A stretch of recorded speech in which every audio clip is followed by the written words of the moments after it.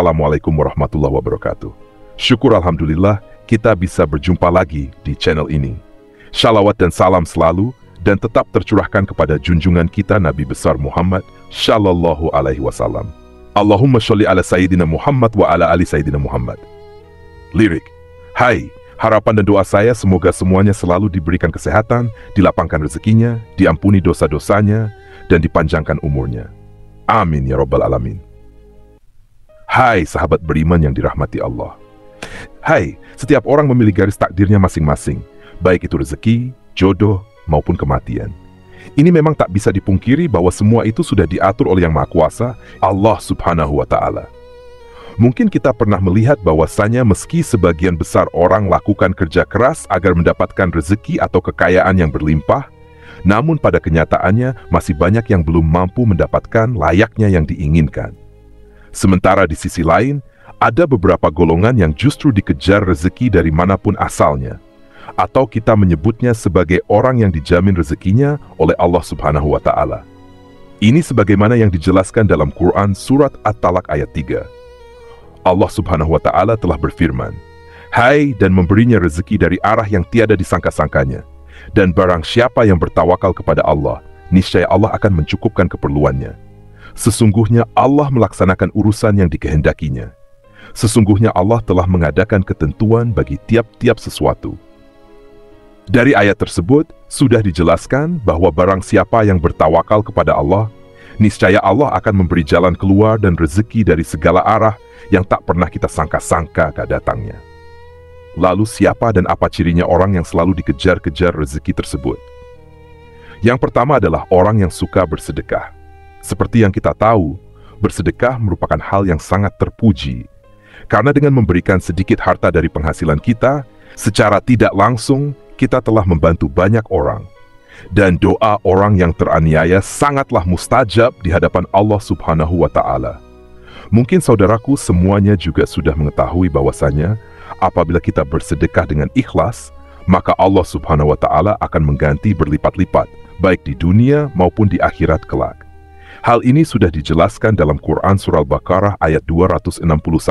Perumpamaan nafkah yang dikeluarkan oleh orang-orang yang menafkahkan hartanya di jalan Allah adalah serupa dengan sebutir benih yang menumbuhkan 7 bulir. Pada tiap-tiap bulir 100 biji. Allah melipat ganjaran bagi siapa yang Dia kehendaki. Dan Allah maha luas karunia-Nya, lagi maha mengetahui. Hai sahabat beriman yang dirahmati Allah. Bolehkah kita bersedekah dan berharap Allah Subhanahu wa Ta'ala mengganti sedekah yang kita keluarkan dengan kekayaan di dunia? Itu boleh-boleh saja selama kita mengharapnya hanya kepada Allah Subhanahu wa Ta'ala dan bukan mengharap supaya ada seseorang yang memberikan kita kekayaan setelah kita bersedekah. Ini yang tidak dianjurkan.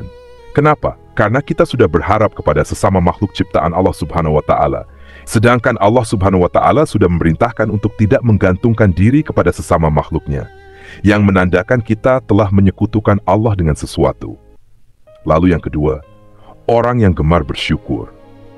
Ini sudah tidak dipungkiri lagi, bahwasanya apabila kita selalu bersyukur setiap saat, baik ketika mendapatkan rezeki yang berupa harta benda, kesehatan, atau bahkan dalam kondisi diuji dengan sakit pun, kita bersyukur, insya Allah.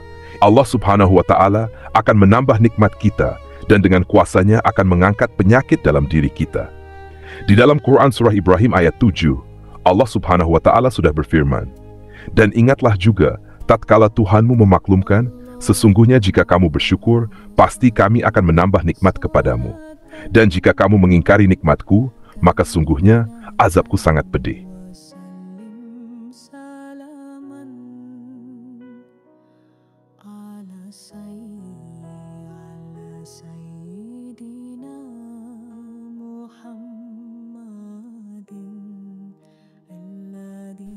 Dari ayat di atas sudah jelas dikatakan bahwa barang siapa yang sering mensyukuri nikmat yang diberikan Allah Subhanahu wa Ta'ala, maka Allah akan menambah nikmat untuk kita. Akan tetapi, jika kita mengingkari nikmat yang diberikan Allah Subhanahu wa Ta'ala, maka Allah akan mengazab orang tersebut dengan azab yang sangat pedih. Untuk itu, teruslah bersyukur dalam segala kondisi dan lakukan setiap hari ini. Insya Allah nikmat kita akan terus ditambah Allah Subhanahu wa Ta'ala. Amin ya Rabbal Alamin. Hai. Yang ketiga, orang yang sering membaca Al-Quran, terutama surah Al-Waqiah.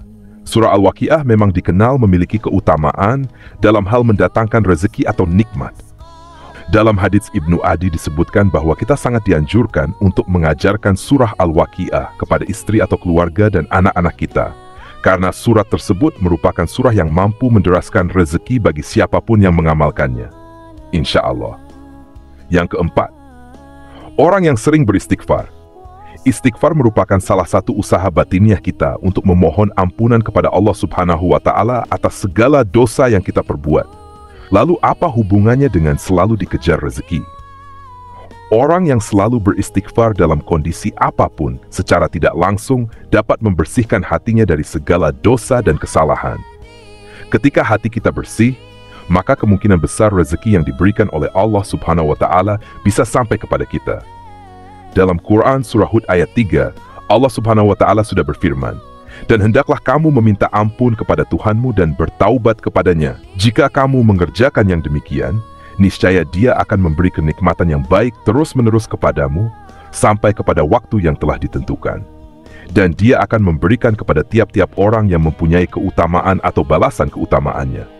Jika kamu berpaling, maka sesungguhnya aku takut kamu akan ditimpa siksa hari kiamat."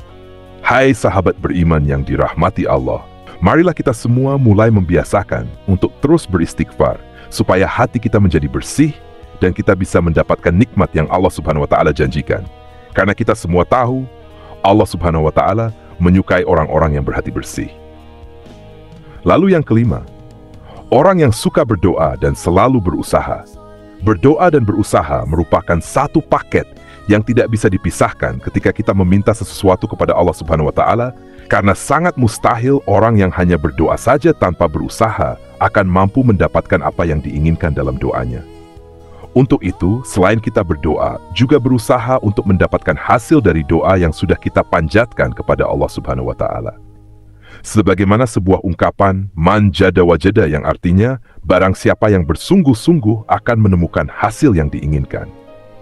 Kemudian yang keenam, orang yang selalu tawakal kepada Allah Subhanahu wa Ta'ala.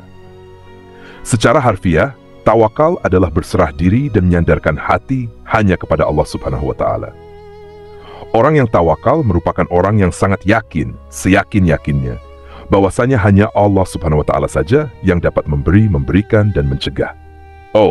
Maksudnya adalah memberi manfaat dari apa yang telah diciptakannya, memberikan nikmat kepada setiap manusia dan seluruh jagat seisinya, serta mencegah keburukan yang dilakukan manusia maupun dari setan. Dari Umar bin Khattab radhiyallahu anhu, Rasulullah shallallahu alaihi wasallam pernah bersabda, "Seandainya kalian sungguh-sungguh bertawakal kepada Allah, sungguh Allah akan memberi kalian rezeki, sebagaimana Allah memberi rezeki kepada seekor burung yang pergi dalam keadaan lapar dan kembali dalam keadaan kekenyangan." Hadis riwayat Ahmad, Tirmidzi, Ibnu Majah, Ibnu Hibban, dan Al-Hakim. Dari hadis tersebut sudah sangat jelas dikatakan bahwa seekor burung saja Allah Subhanahu wa Ta'ala sudah menjamin rezekinya. Apalagi kita sebagai manusia yang mau bertawakal hanya kepada Allah Subhanahu wa Ta'ala. Insya Allah, rezeki tidak akan pernah putus diberikan oleh Allah Subhanahu wa Ta'ala kepada kita. Wallahu alam bisyawab. Demikian yang bisa saya bagikan. Semoga video ini bermanfaat untuk kita semua. Amin ya Rabbal Alamin. Assalamualaikum warahmatullahi wabarakatuh.